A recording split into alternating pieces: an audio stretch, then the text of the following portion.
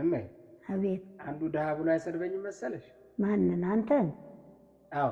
ለምን ድሃ አትለውም? እንዴ? ብዙ አይነት ድህነት አለ ብዬ ነው። ለምሳሌ የገንዘብ፣ የእውቀት፣ የባህሪ፣ የጠባይ፣ የአካል ድህነት አለ። የትኛውን ልልህ ፈልጎ ነው?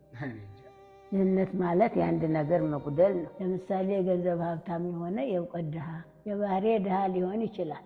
አየህ፣ የድህነታችን አይነት ይለያይ እንጂ ሁላችንም ድሆች ነን።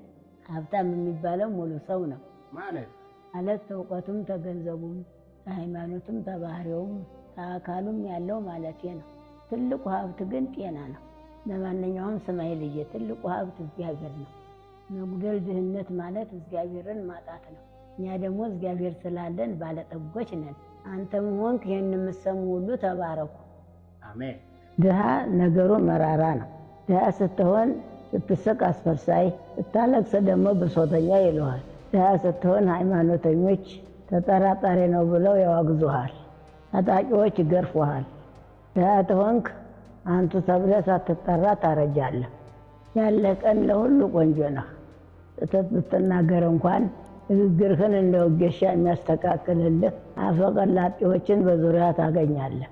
ታሪክ ባይኖርህም ዜና ማዋልህን የጻፈልህ የሚል ደራሲ በዙሪያ ይንጋጋልሃል። የሚያወግዝህ ፊትን የሚነሳ የለም። እንዳንተ ቆንጆ እንደሌለ ራሳቸውን በመሐላ ገለው ይምሉልሃል። ሀብታም ስትሆን አንተን ክፉ ለማለት ይከብዳቸዋል። ለድሃ ከሰማው በቀር ሁሉም ደጅ ዝግ ነው። ሁሉ የሚረባረብብህ ድሃ ስትሆን ነው። ነገሩ አይጥመኝም ይልሃል። እንደዚህ አይነት ሰዎች አለ ጉርሻ የማይስቁ ናቸው። የኔ ልጅ መራራ እውነት ነው። ድሃ ተስፋውም ደስታውም እግዚአብሔር ነው። ብዙ ሰዎች ደስታና እርካታቸው ያለው በሌላቸው ነገር ውስጥ ይመስላቸዋል። ስለዚህም ለመደሰት ብለው ብዙ ቅድመ ሁኔታዎችን ያስቀምጣል። ይህ ቢኖረኝ ይሳካልኛል ብለው ያስባሉ። የዓለም ትልቅነቷ ግን በምኞት እንጂ ሲይዟትና ሲጨብጧት ባዶ ነች። ደስታና እርካታ የላት። እንደምታውቁት የአረፋ ኳስ ሲያዩት ያምራል። ማማር ብቻ ሳይሆን ያሯሩጣል። ሊይዙት ያጓጓል። ሲጨብጡት ግን ባዶ ነፋስ ብቻ ነው። ዓለምን ልክ እንዲሆና ክብሯ፣ ዝናዋ፣ ብሯ፣ ወርቋ ስታስመኝ ትልቅ ነው። ሲይዟት ግን ባዶ ነች። ይህን ያሉት ይህን ሁሉ ያዩ ናቸው። ትልልቅ ኑሮዎች ትልልቅ ጉድለት እንዳለባቸው እግዚአብሔርና ነዋሪዎቹ ብቻ ናቸው የሚያውቁት። ምንም ይሁን ምን በሆነውም ተሆነውም በላይ ካት መደሰት ያለብን አምላካችን በእግዚአብሔር ብቻ ነው። በእሱ ካልተደሰትን በምንም ልንደሰት አንችልም። ምክንያቱም በዚች ምድር መኖር ከባድ ነው። መኖር ኃይልን ይጠይቃል። መኖር ጦርነት ነው፣ ትጥቅ ይፈልጋል።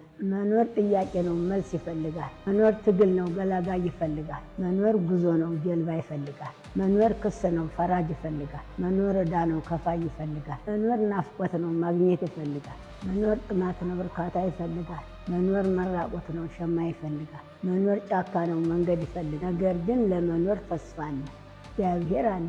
እሱ የጥያቄ ሁሉ መልስ፣ የጦርነቱ ድል፣ የክሱ ፍርድ፣ የዕዳው ክፍያ፣ የናፍቆቱ ግኝት፣ የጥማቱ እርካታ፣ የዱሩ መንገድ፣ የፍርሃቱ ድፍረት፣ የጭንቀት ሁሉ ሰላም የፈጠረን አምላካችን እግዚአብሔር ብቻ ነው።